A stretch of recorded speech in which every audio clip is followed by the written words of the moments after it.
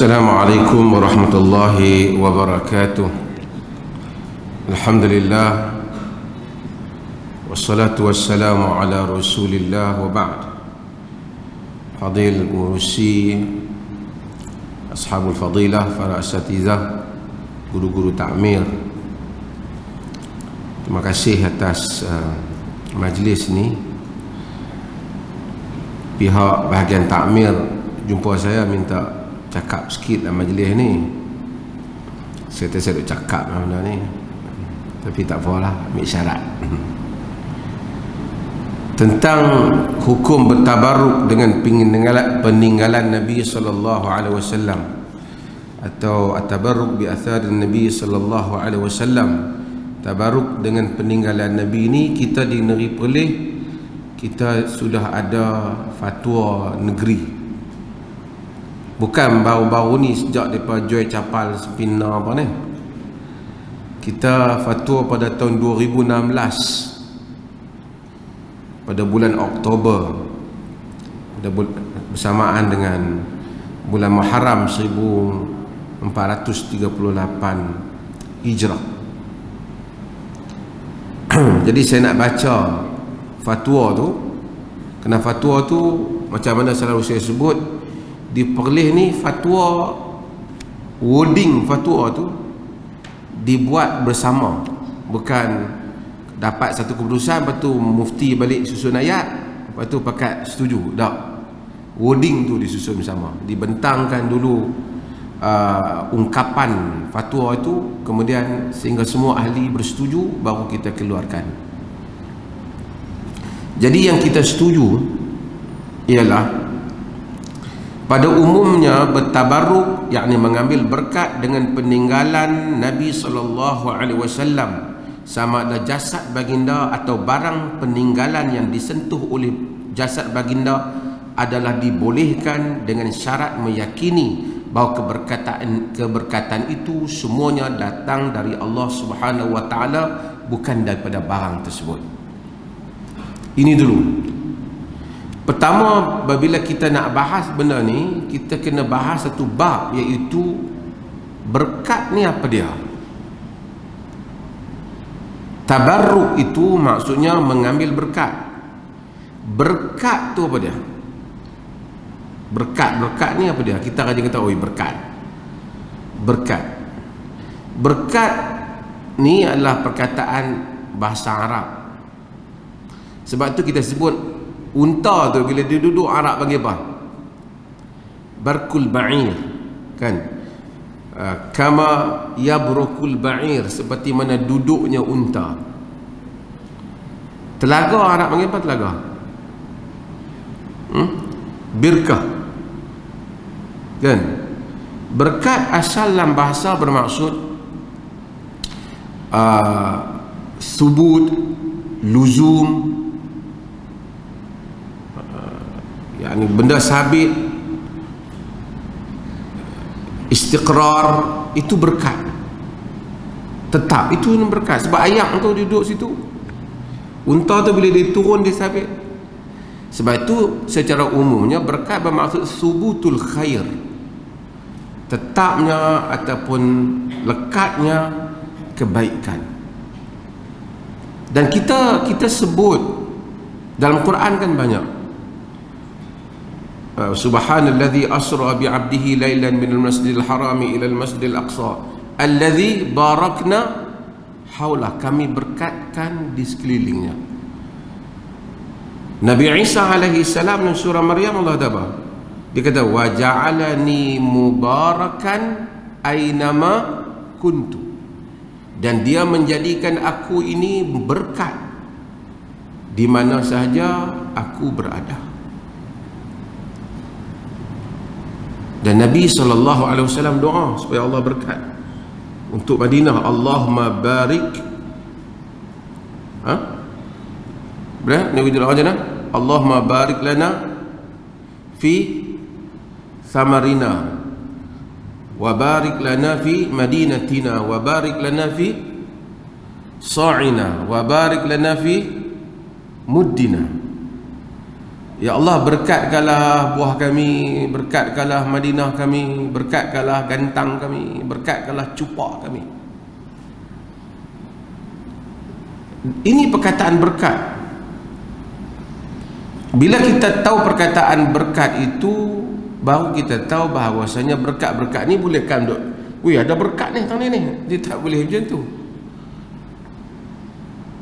Sebab tu Nabi SAW dalam beberapa mukjizat Nabi ataupun ayat Nabi, antaranya yang kita sebut Nabi bila direndam tangan dia dalam air, masa tak cukup air itu, keluar daripada tangan dia, keluar daripada tangan Nabi apa? Keluar daripada tangan Nabi air. Wa farraja asabi'ahu, dia buat macam tu tangan dia, kemudian air keluar. Nabi kata apa? Al barakatu minallah, berkat daripada Allah.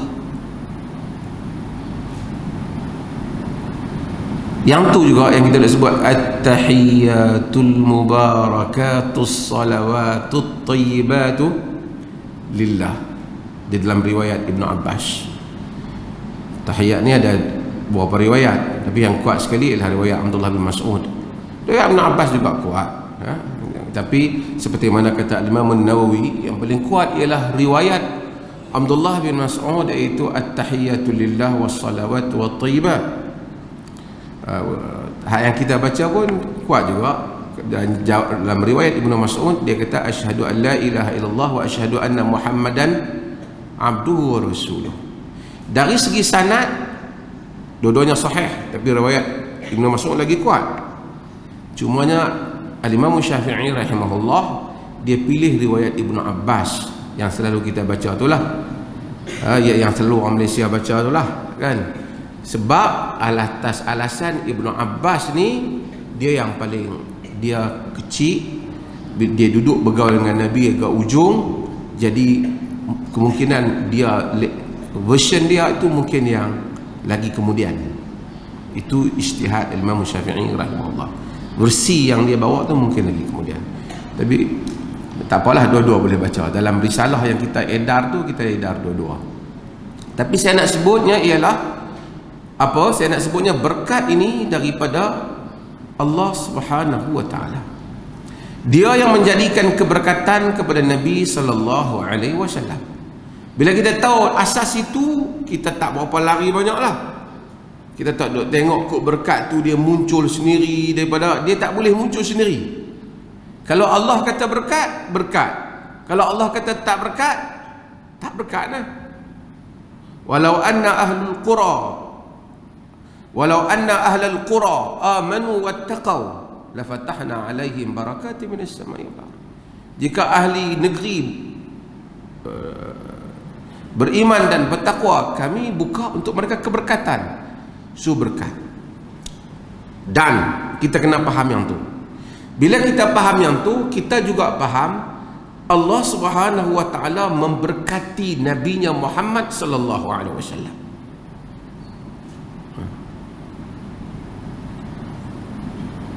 Dan Nabi tentulah mubarak. Nabi Isa berkat, apatah lagi Nabi kita Muhammad sallallahu alaihi wasallam. Kita selawat dah, Allahumma salli ala Muhammad wa ala ali Muhammad kama sallaita ala Ibrahim wa ala ali Ibrahim wa barik Muhammad wa ali Muhammad kama barakta ala Ibrahim wa ala. Berkat Nabi itu berkat. Dan para sahabat radhiyallahu anhum mengakui keberkatan itu. Yang ni tidak ada isu. Sebab tu dia kata ma tanakhama Rasulullah sallallahu alaihi wasallam nukhamatan illa waqa'a fi kafir rajul. Nabi ni tak ludah. Nakhamah ni ikut nikahan. Nabi ni tak ludah dengan satu ludah, melainkan akan jatuh di tangan orang. Sahabat ni tengok Nabi nak ludah, tahan. Tahan. Kenapa? Fadallaka biha wajhahu wa jildah. Ambil ludah Nabi tu, sapu muka, sapu badan. Sahih riwayat Imam Ahmad dan dia juga dalam Bukhari. Bahkan Sambung tu, wa idza tawadda, apabila Nabi SAW berwuduk, kadu yaqtatiluna ala wudu'ihi, hampir mereka itu berperang, berlawanan. Yaqtatilu ni bukan maksud bunuh, maksud bergaduh lah, kerana nak ambil ayat wuduk Nabi. Ini juga tidak ada isu. Maksud benda yang ada di tubuh Nabi memang berkat. Sama ada benda itu keluar daripada Nabi sallallahu alaihi wasallam seperti air ludah baginda, ataupun peluh Nabi seperti mana Ummu Sulaim ambil kutipnya untuk dijadikan pewangi untuk diberikan kepada anak-anaknya, ataupun rambut Nabi seperti mana yang disimpan oleh Ummu Salamah simpan. Orang sakit depa rendam bayang tu, depa minum. Ataupun perkara yang disentuh oleh Nabi sallallahu alaihi wasallam. Aisyah radhiyallahu anha, dia simpan jubah Nabi sallallahu alaihi wasallam. Dalam riwayat Asma dalam Sahih Muslim, Aisyah simpan jubah Nabi sallallahu alaihi wasallam. Bila Aisyah wafat, Asma ambil baju tu, jubah tu. Kata Asma, fa nahnu naghsiluha, kami basuh baju tu lil marda, untuk orang sakit, wa yustashfa biha, dan kami berubat dengannya. Ini ambil air tu, basuh baju tu, jiruh orang sakit, minum orang sakit. Baju peninggalan Nabi sallallahu alaihi wasallam, dengan syarat i'tiqad tadi bahawasanya ini semua keberkatan yang telah Allah turunkan kepada Nabi kita Muhammad sallallahu alaihi wasallam pada jasad baginda. Dia tak berapa jauh lah dengan kita percaya bumi berkat. Madinah diberkati, Mekah diberkati. Itu pada tempat, dan ini pada jasad. Keberkatan daripada Allah Subhanahu wa taala. Sebab itu hatta Syekh Abdul Aziz Abdullah bin Baz, dia menegur satu orang yang begitu keras dalam masalah ni, macam mengkufurkan orang yang kata berkat dengan jasad Nabi. Dia kata ini sabit dengan amalan salaf, sabit dengan amalan salaf. Yang ni kita kena, saya nak kena jelaskan ini dulu supaya kita tidak silap dalam menganggap bahawasanya tak ada apa. Sabit, Madinah berkat, Mekah berkati, tubuh Nabi diberkati. Wa rabbuka yakhluqu ma yasha'u wa yakhtar, Tuhanmu mencipta apa yang ia mahu dan dia memilihnya. Dia pilih nak bagi berkat pada Madinah, pada Mekah. Dia pilih untuk memberi keberkatan kepada Nabi sallallahu alaihi wasallam. Kita minum air Zam-Zam kerana kita percaya padanya ada keberkatan.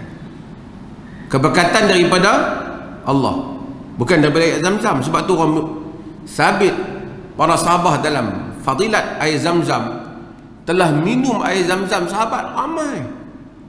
Ibnu Abbas minum air, wa wasi' li fi rizqi, dia minta luas rezeki dia, luas rezeki dia Ibnu Abbas.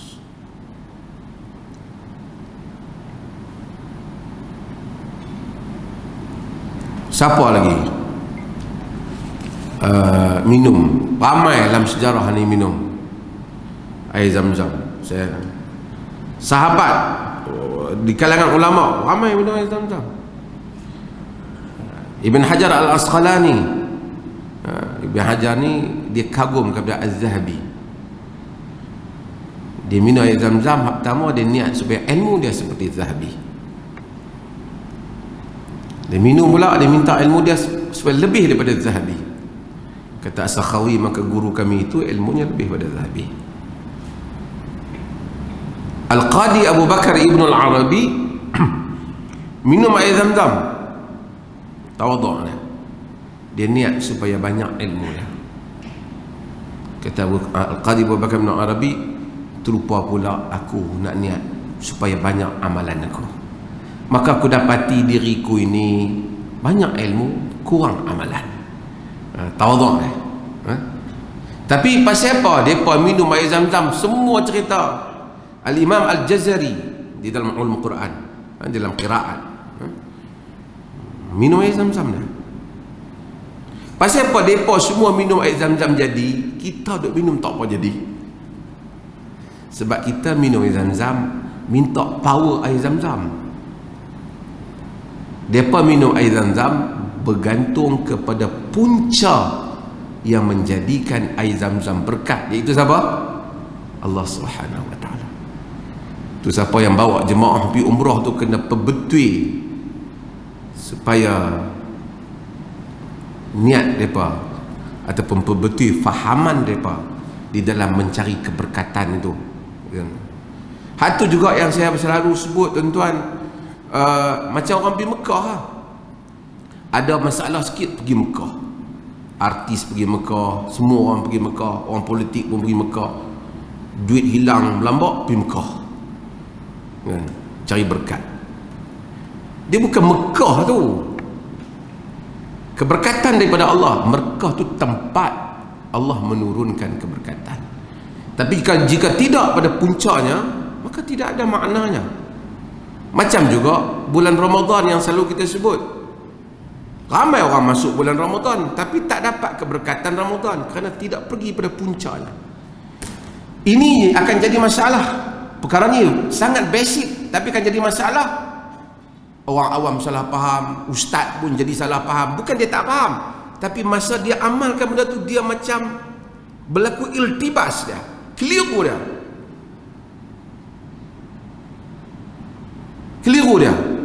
Bila dia keliru, dia cari keberkatan tu tidak daripada Allah Subhanahu Wa Taala.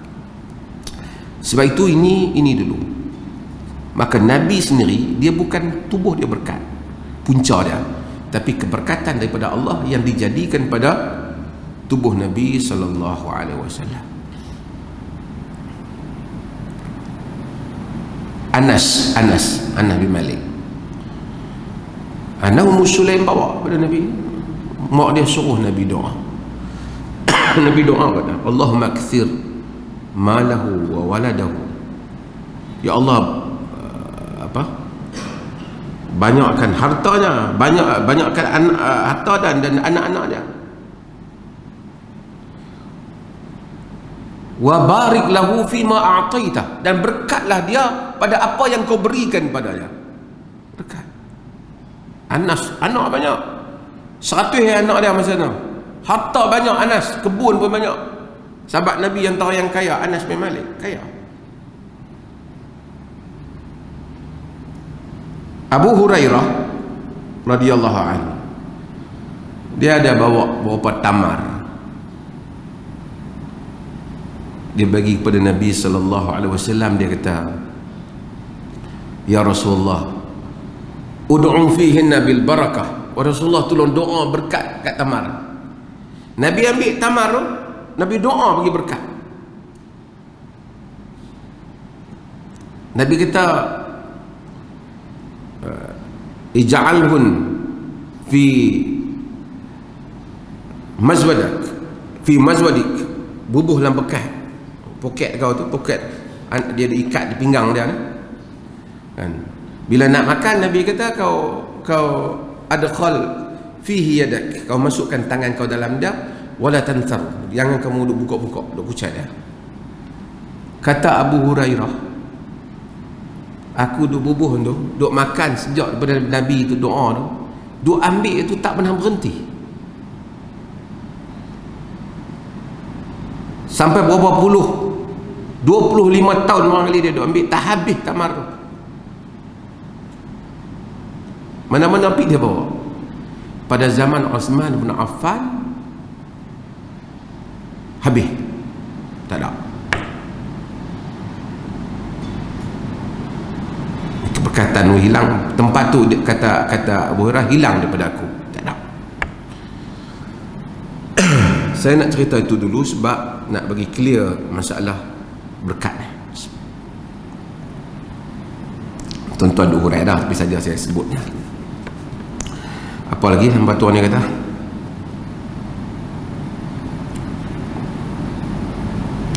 Namun keterlaluan sehingga menjadi tabarruk upacara ibadah yang diberikan tumpuan adalah dilarang. Atas alasan ini Sayyidina Umar bin Khattab telah memerintahkan dihapuskan pokok yang disangka menjadi tempat ibadat ar-ridwan, yakni bai'atul ridwan, kerana dibimbangi berlaku syirik. Tapi sahabat tak buat upacara. Pertama kita tengok berkat ni pada jasad Nabi. Kita tak tengok sahabat duk simpan baju Abu Bakar pula duk minum air, tak ada. Yang ada ialah pada jasad Nabi SAW. Dan tak ada satu upacara yang menyebabkan orang duk pergi tawaf di baju tu, tak ada. Yang simpan Aisyah simpan, Ummu Salamah simpan, personal benar. Ada sebahagian mereka simpan, Abu Burdah dia simpan, anak kepada Abu Musa, dia simpan. Dan kemudian Umar bin Abdul Aziz minta, dia bagi. Tak ada dia duk panggil orang ni jubah Nabi pakai duk tahu, dia tak buat. Sebab itu pokok tempat Bai'atul Ridwan dikatakan, sebenarnya di dalam riwayat Bukhari kalau kita tengok, tak ada siapa pun ingat dah di mana pokok Bai'atul Ridwan. Jabir dia ingat, tapi masa tu dia dah tak nampak. Bila mereka nak pergi ingat balik tempat Bai'atul Ridwan tu, mereka tak ingat pokok yang mana satu. Sebab itu Sa'id bin Musayyib, apabila ada orang kata masa duk pergi haji tu, ni pokok ni lah tempat mereka bai'ah tu, dia kata, lam ta'lamu wa ashabu Rasulullah alimtumu wa antum. Sahabat Nabi pun tak ingat, nampak ingat. Artinya yang Omar potong tu bukan pokok tu, tapi pokok yang disangkakan. Sebab dalam ayat kita disangka menjadi tempat Bai'atul Ridwan. Bila dah nak jadi apa sangkaan tu, orang duk pergi ramai, Omar potong. Saya nak sebut satu hal, kebanyakan benda yang orang sangka peninggalan Nabi ni, selain hak asar, bukan cerita Quran dan Sunnah, kita cerita kemudian, hatta Anbiya dulu tak sabit melainkan kubur Nabi. Kubur umpamanya, ambil kubur dulu, kubur Nabi kita Muhammad sallallahu alaihi wasallam.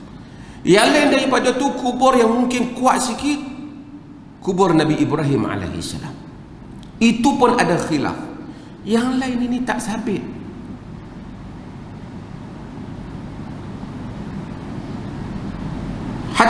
Cuma dalam Nabi Musa alaihissalam, Nabi kata, "Lau kuntu thamma la urika." Jika aku di sana, aku akan tunjuk kepada kamu kubur Musa itu. Hak mana orang kata kubur ni tuan-tuan, tak sabit. Tambah kubur Nabi Syuaib ke kubur, itu disebut oleh para ulama. Mungkin yang cerita sahabat pernah bincang ialah kubur Daniel, Nabi Daniel, yang disebut dalam riwayat Ibnu Abi Syaibah, Ibnu Katsir, Ibnu Katsir disebut dalam Al-Bidayah wa Nihayah. Abu Burdah bin Abi Musa Al-Asy'ari, anak Abu Musa Al-Asy'ari, tabi'i, bapa dia sahabi. Dia kata di tangan Abu Musa Al-Asy'ari ada cincin. Cincin tu dia tulis dalam tu, asadun bainahuma rajulun yalhasan dzalikar rajul. Bikin itulah mungkin dalam bahasa ni lah, tapi ada gambar macam singa tu, dua singa, asadun bainahuma asadan bainahuma rajul, dua singa antaranya ada satu lelaki, Yal Hasan zalika rajul, duk jilat lelaki tu. Dia kata, cincin main mana? Cincin tu Ibnu Katsir dah sebut, Syaibah sebut, cincin tu katanya cincin yang diambil daripada jenazah ataupun mayat seorang lelaki yang mana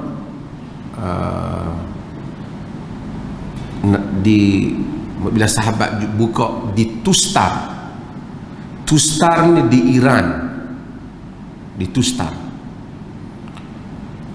Laki ni katanya tinggi, hidung dia kata lah riwayat tu, hidungnya satu ni apa panggil astar.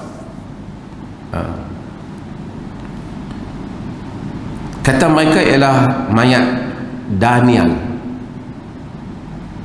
Tubuh dia tak rosak, duduk dalam kampung tu dah 300 tahun. Apabila kemarau, dia bawa keluar mayat tu, jenazah tu, depa bertawassul. Jadi tak rosak. Depa tanya berapa lama lah? Dah 300 tahun.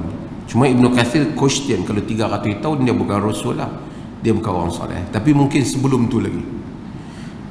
Mayat tu ialah mayat, dikatakan mayat Nabi Daniel alaihi salam. Dia orang tulis surat kepada Umar bin Khattab radhiyallahu an. Sayyidina Umar suruh gali 13 lubang jenazah, 13, dan tanamkan pada salah satu daripada 13 itu supaya orang tak tahu yang mana satu. Nak mengelakkan apa? Nak mengelakkan ni lah, duk tabaruk tak kena cara ni. Tanam, dikebumikan. Dan ini disebut dalam banyak kitab-kitab syirah. Dan moralnya saya nak cerita ialah banyak yang dikatakan Nabi Daniel ada dalam riwayat, tapi itu pun tak tahu di mana. Pasal Sayyidina Umar suruh tanam pada 13 kubur. Orang pun tak tahu kubur yang mana satu. Sebahagian kita pergi di Mesir. Siapa yang kerja Mesir ni? Di samping kelebihan Mesir yang kuat rasuah, daripada airport sampai ke ni, di Mesir ada ni Masjid Sayyidina Husin. Kononnya di situ kepala Al-Husin bin Ali. Husin bin Ali meninggal di mana? Dibunuh di mana? Di mana tuan? Tuan-tuan pakai, ustaz pakai ni tak tahu. Di mana Husin bin Ali? Di Karbala, Iraq. Macam mana kepala dia pergi jauh sangat? Tak ada. Semua orang sepakat bukan Husin. Semua ahli sejarah menafikan tu adalah kepala Husin bin Ali.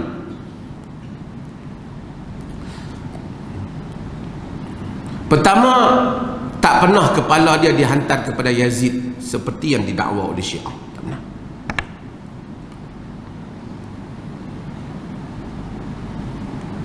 Itu tak benar. Dia sampai kepada Ubaidillah bin Sa'id, apa nama itu mungkin betul pemerintah Gubernur Iraq ketika itu, tapi tak sampai kepada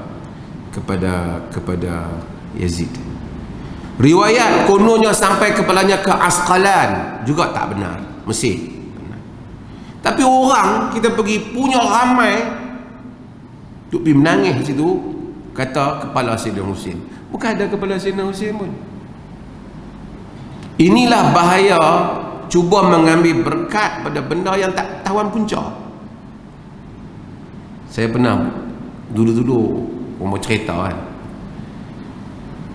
2 orang sahabat baik nak cari rezeki macam mana tak tahu, jalan dalam satu perjalanan sekok kaldai dia bah, mati kaldai dia bah, dia korek kubur, korek lubang, dia tanam kaldai dia bah, tanam, dia kata kita ni kita buat elok, kita habaq ni tang ni kubur wali. Jadi depa pun buat kubur wali, orang mai apa dia ni, apa duk ni kubur wali. Bila macam tu seorang duk lama-lama ramai orang percaya, ramai duk mai, dan semua orang yang mari tu letak duit, depa 2 orang ni dah dapat.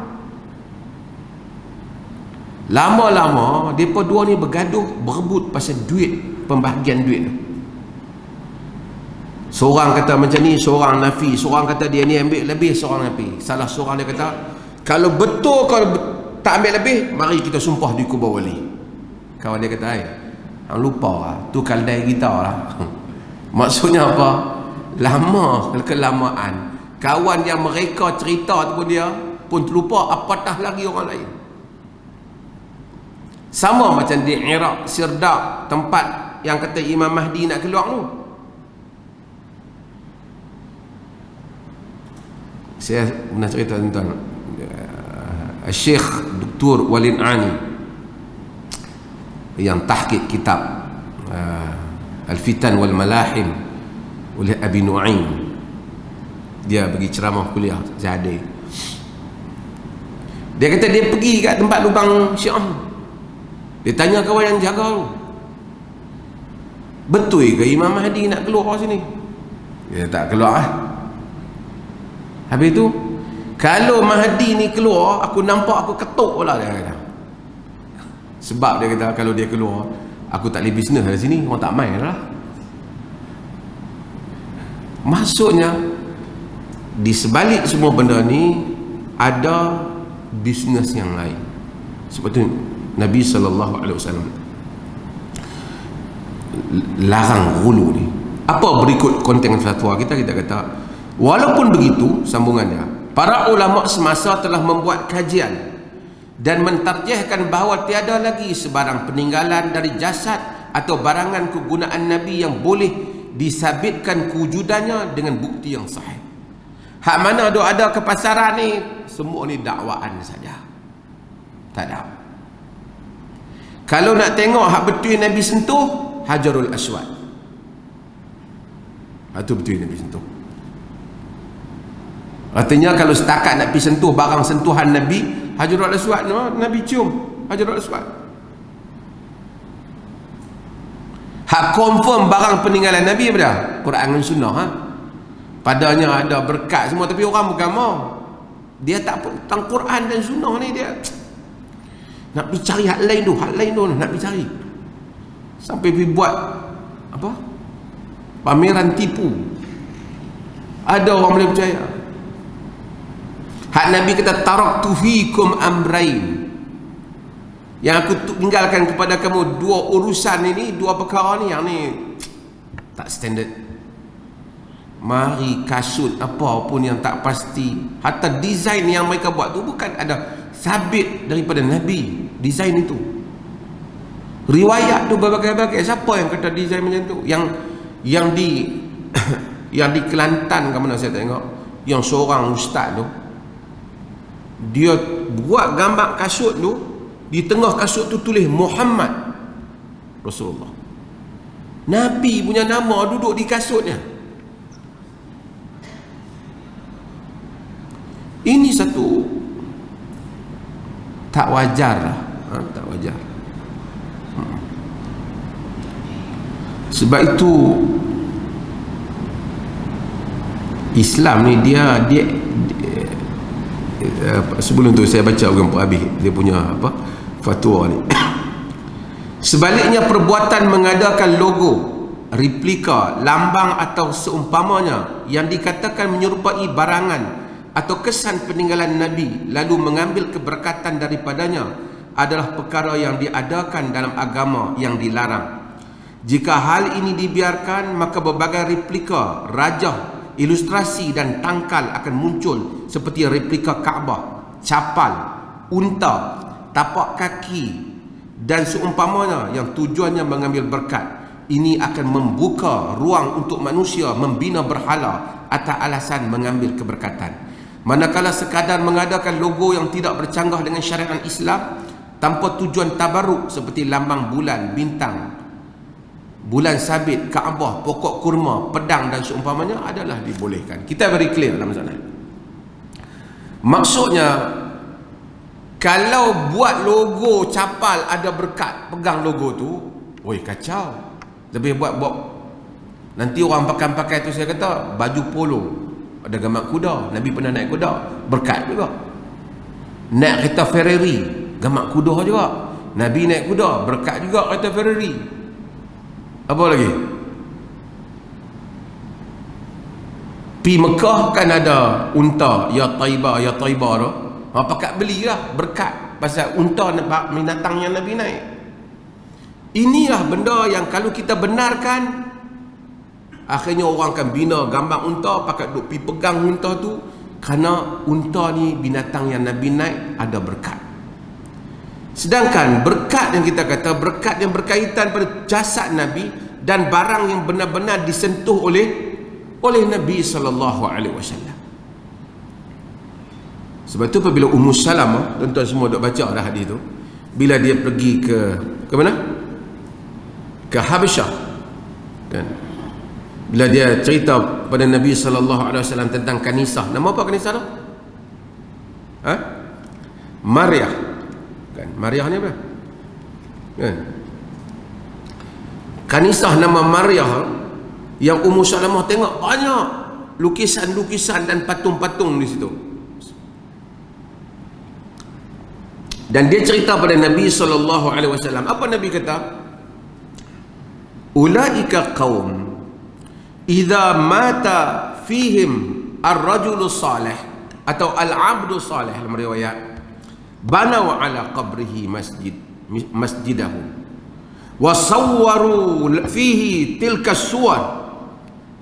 Ulaika syirarul khalq indallah. Mereka tu, kata Nabi, bila mati orang soleh di kalangan mereka ataupun orang hamba yang soleh, mereka buat apa? Buat masjid dulu. Lepas tu buat gambar-gambar tersebut. Ulaika syirarul khalqi indallah. Mereka itu adalah makhluk-makhluk yang jahat di sisi Allah. Nabi larang. Kerana ini patutnya dalam masjid tak lama lambang capal, lambang kuda, lambang Kaabah keliling, lambang apa lagi, padang pasir, lambang unta. Sebab semua benda-benda ni berkat, gambar-gambar ni, sebab benda ni dinaiki oleh Nabi SAW. Gambar jubah sekali, Nabi pun pakai jubah. Dan ini menjadi tanggungjawab kepada tuan-tuan semualah yang ada di sini untuk menceritakan kepada orang ramai berhubung dengan hal ni. Kita orang kata perlih tak percaya Nabi berkat. Kita bukan tak percaya Nabi berkat. Kita tak percaya logo yang hampa tulis, lukis tu berkat. Cuma kita percaya dia jual mahal, kita percayalah. Kan? Kita tak percaya dia berkat. Dan kemudian lambang logo tu sendiri pun tak sabit daripada Nabi, lambang tu. Nabi pakai slipper, betul lah. Bukan Nabi buat.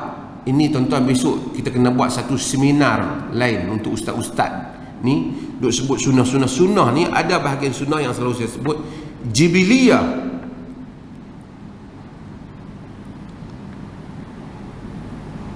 Pergi baca ni, saya baca Arab ni, pergi baca buku Ibn Qudamah Al-Muhaqqiq fi ilmi al-usul bima yata'allaq bi af'alir rasul. Jibiliyah. Hatta kalau ikut Al-Imam Al-Ghazali, benda ni langsung tak sabit. Ikut Imam Ghazali, af'al Rasul yang bersifat jibiliyah ni tak disuruh langsung kita ikut. Cara serban Nabi, cara jubah Nabi, dia kata yang ni bukan Nabi buat, yang ni memang Arab memang pakai macam tu, Nabi pakai macam tu. Walaupun ulama ada khilaf, Al-Bukhari ada mazhab dia yang berlain sikit dalam hal ni dan beberapa ahli hadis, tapi yang penting jibiliyah ni satu masalah. Wallahu ta'ala a'lam. Cukup kot. Lebih kot, setengah jam patutnya tak? Ha? Cukup lah. Ada soalan? Tak ada? Tengok cikgu ni macam mengantuk ya.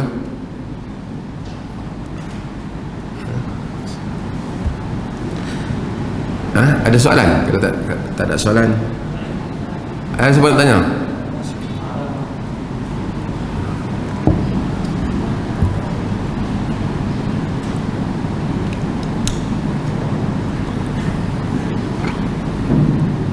Assalamualaikum warahmatullahi Assalamualaikum. Saya Surah Ibn Ali. Ada satu soalan.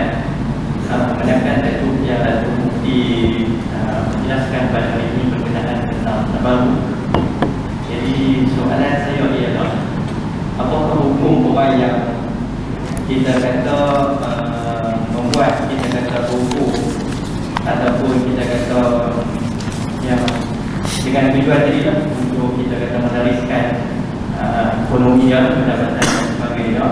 Kemudian sekiranya dia terus kita kata beriktikad dengan dia kata tak salah lagi satu hukum lah, dan dia terus melakukan perbuatan tersebut, dan sekiranya kita sebagai seorang Muslim kita tahu, kita menyedari bahawa dia masih beriktikad sedemikian, kalau kata contohlah dia jadi imam, bolehlah kita macam mana kita nak nanti dia untuk kita menjadi makmum di tengah orang yang macam ni lah. Sebab kalau kita lihat dari sudut kita nampak macam kita kata yang dia tu ada sedikit masalah lah. Ya. Dia pertama, sebelum saya nak jawab tu, dia ada beberapa hal. Satunya, bila satu orang dakwa kata yang ni macam ni lah kasut Nabi, sedangkan tak ada hadis yang membuktikan macam tu sebiji kasut Nabi. Semuanya andai. Oh, ada dua tali ni, andai. Dia nak sama dengan maqam buat hadis palsu lah. Yang ni meriwayatkan sesuatu daripada Nabi, benda yang tidak ada bukti melalui riwayat yang sahih, macam hadis palsu. Kedua, bila dia kata kalau dia kata benda tu sendiri berkat bersama Allah ataupun daripada benda tu, yang tu baru syirik. Tapi kalau dia tetap kata keberkatan tu daripada Allah, cuma Allah bagi keberkatan tu pada logo tu, sebab logo tu macam logo Nabi, macam kasut Nabi, ini taqawul, memperkatakan, menggunakan nama Allah apa yang tidak benar, macam buat hadis palsu atau bagi tahu, mendakwa buat ayat-ayat palsu, macam Allah kata fawailul lilladzina yaktubuna alkitaba biaydihim thumma yaquluna hadza min indillah. Celaka orang yang menulis kitab dengan tangan mereka kemudian menyatakan ini daripada Allah. Macam itulah maksudnya, mereka dakwa benda yang tidak benar, tidak ada asas, kemudian kata pada ini ada keberkatan daripada Allah. Macam samalah saya kata, tuan-tuan tengok tiang ni ada berkat, mainlah tuan-tuan cium Allah. Macam itulah ya, yang tidak ada asas. Sebab tu kalau dia kata yang ni kasut Nabi asli, dia percaya, padahal tak ada bukti kan. Pada kasut Nabi yang asli tu ada keberkatan, itu benar, itu benar. Tapi dia kata kalau kita lukis benda-benda yang pernah disentuh oleh Nabi dapat berkat, itu dusta. Itu dusta. Kalau tidak, gambar kuda berkat, macam saya kata tadi, gambar unta berkat, gambar kaki berkat, semua gambar pokok berkat. Pasal benda yang pernah, gambar kurma pun berkat, Nabi makan kurma. Dan ini dakwaan yang salah. Cumanya taklah sampai lagi dia tak kata gambar tu sendiri bagi berkat, dia tidak keluar pada agama lah. Dia melakukan pada dosa yang besar, kena mendakwa sesuatu secara bohong di atas nama agama. Wallahu a'lam. Ada lagi soalan? Satu lagi boleh?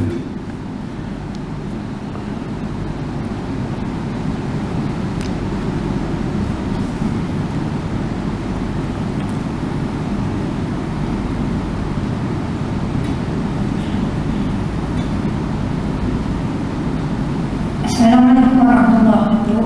Salam.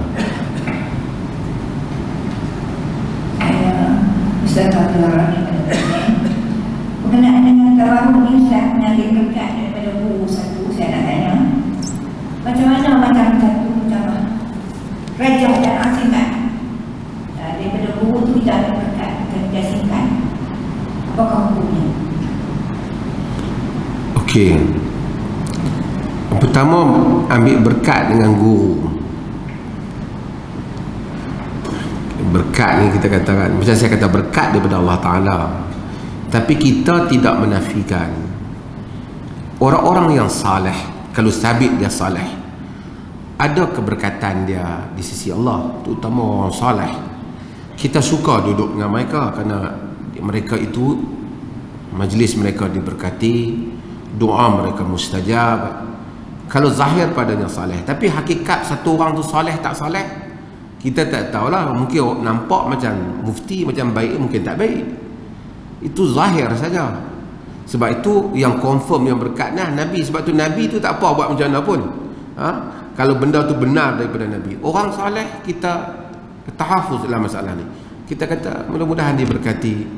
Semua ada macam apa nama, Sa'ad bin Abi Waqqas apabila Usamah bin Qatadah buat fitnah dia, dan kemudian dia doa kepada Usamah bin Qatadah, sehingga akhirnya Usamah Qatadah dia minta supaya panjang umur, buta matanya, dan dia panjang umur dan butanya duk mengorak anak darah orang tepi jalan. Dia bila orang tanya dah apa pasal dah tua-tua jadi macam ni, dia kata asabatni da'watu rajulin mubarak, telah menimpa aku doa seorang lelaki yang diberkati. Itu doa Sa'ad bin Abi Waqqas. Ini semua menunjukkan bahawasanya boleh individu boleh berkat jika terutama para sahabat dan seumpamanya, tapi tidak ada ghulu. Jadi guru doa dia mudah-mudahan berkat, duduk dengan orang saleh mudah-mudahan berkat doa dia, berkat kebaikan dia, mudah-mudahan kita dapat. Itu kita tak nafi, tapi tak melampau.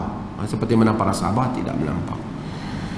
Kalau guru tu tulis sesuatu ilmu, mudah-mudahan dengan kebaikan dan keikhlasan dia, tulisan dia baik, dia tulis kitab, dia tinggalkan nasihat dari kita, mudah-mudahan Allah redha pada dia. Tapi kalau dia buat rajah apa, rajah tak ada berkat apa lah. Kalau kita bergantung kepada rajah itu, termasuk kita orang yang bergantung kepada man allaq faqad asyrak. Siapa yang gantung tangkal, maka dia telah mensyirikkan Allah. Tapi jika dia tulis ayat Quran dengan tangan dia, dan ayat Quran tu kita baca, sebahagian para ulama memberikan kelonggaran ayat Quran yang ditulis untuk dibaca daripada ayat, ataupun sebahagian mereka melonggarkan untuk direndam di dalam air dengan kepercayaan kepada ayat Quran itu, dengan kadar itu. Tapi bekas gambar guru kita gantung di rumah, rumah tak terbakar, bekas tulisan dia, ini semua adalah melampaui batas, melampau yang Nabi SAW larang, melampaui pada baginda, apatah lagi pada selain baginda. Ya.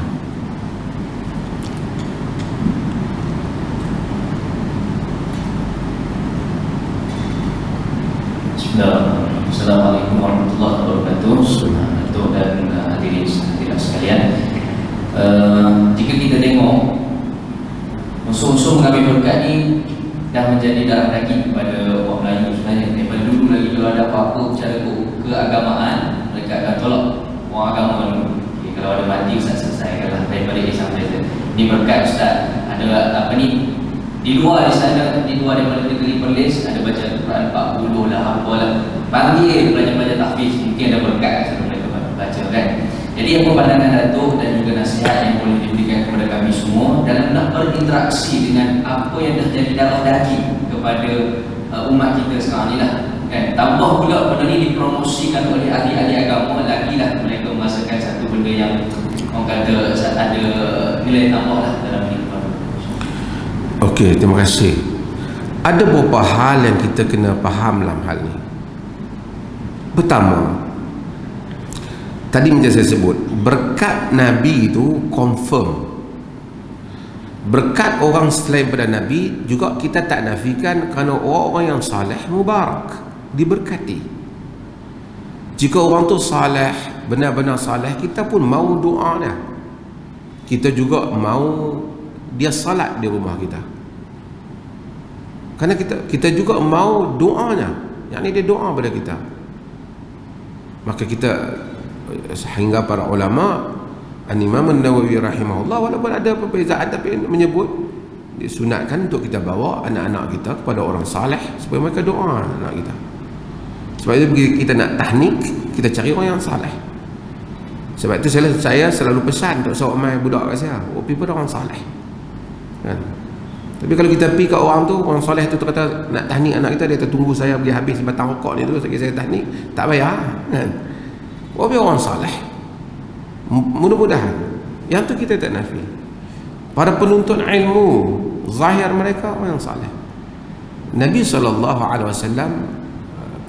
masa buka puasa, Nabi kata, akala ta'amukumul abrar wa aftarat indakumus sa'imun kan, wa sallat alaikumul malaika. Jadi telah makan makanan kamu orang yang baik, dan telah buka puasa orang yang puasa. Jadi orang baik dia kata.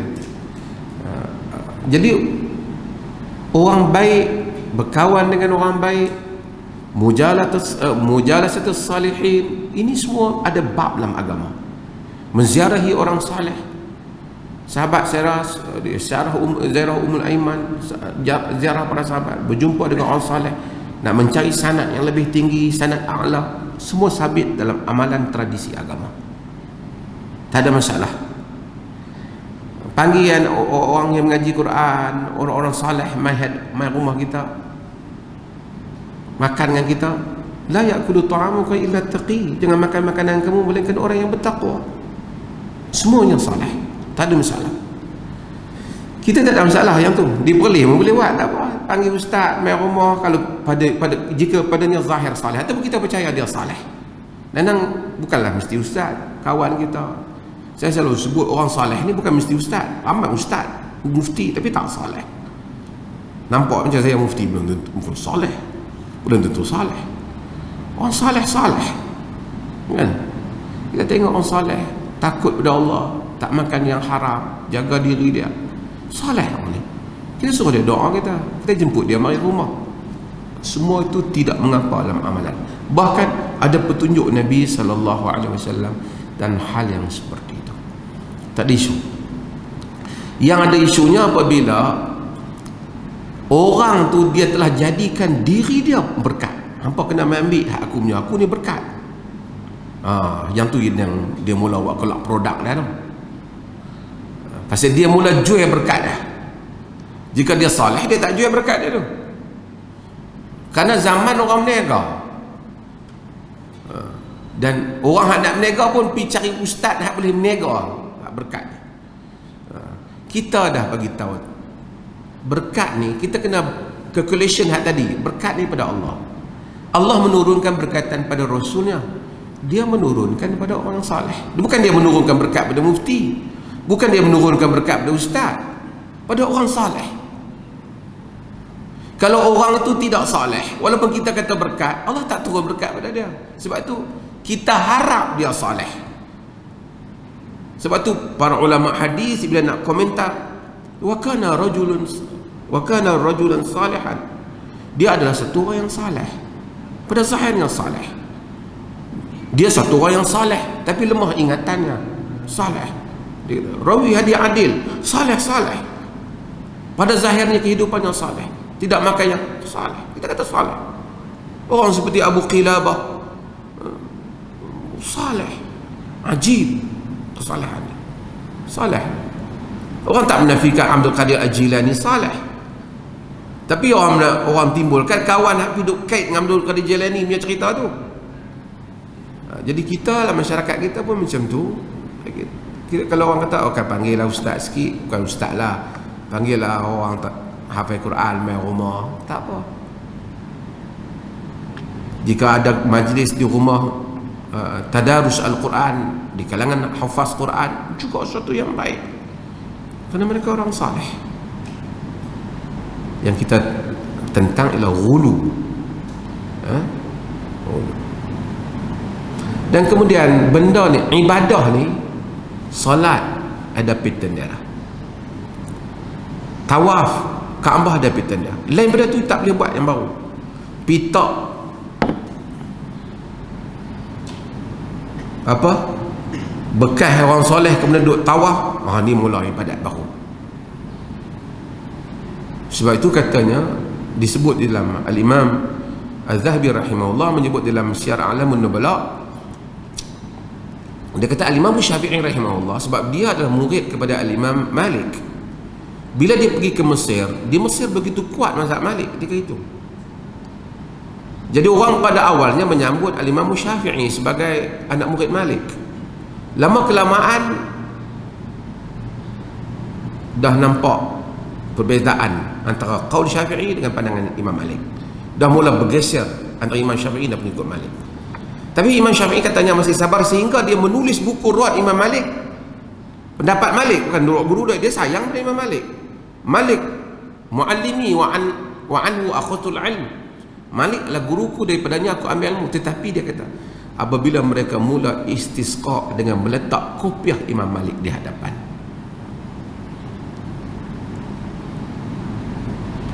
jadi Imam Syafi'i nampak yang ni nak pi uluah. Walaupun sebenarnya ada riwayat-riwayat yang kita tak boleh jadikan hujah. Ibnu Katsir menyebut dalam Bidayah wa Nihayah, hari kematian Ibn Taymiyah, ramai orang ambil air mandi Ibn Taymiyah, curih diri mereka, ambil daun sedar, beli kopiah Ibn Taymiyah, apa saja daripada tubuh Ibn Taymiyah, sampai padahal mereka itu bukan pengikut Ibn Taymiyah, tapi oleh kerana masyhur nama Ibn Taymiyah, beribu-ribu orang patah, pemegang keranda lah, pemegang bukan keranda macam kita tu, macam pengusung jenazah patah kerana orang nak ambil berkat Ibn Taymiyah. Padahal dia mati, masa dia hayat dia menentang benda ni. Masa mati dia, ayat mati dia sampai, kata Ibnu Katsir, bahkan sampai ada sebagai ulama-ulama lawan dia tu pergi tidur di kubur dia lagi. Apatah pula timbul cerita ramai bermimpi Ibn Taymiyah selepas kewafatan dia. Tapi ia bukan hujah. Cuma saya agak ni kerana Ibn Katsir menceritakannya tanpa mengulas dengan ulasan yang begitu dalam. Tapi itu bukan hujah. Allah. Wassallallahu ala nabiyyina Muhammad walhamdulillah rabbil alamin.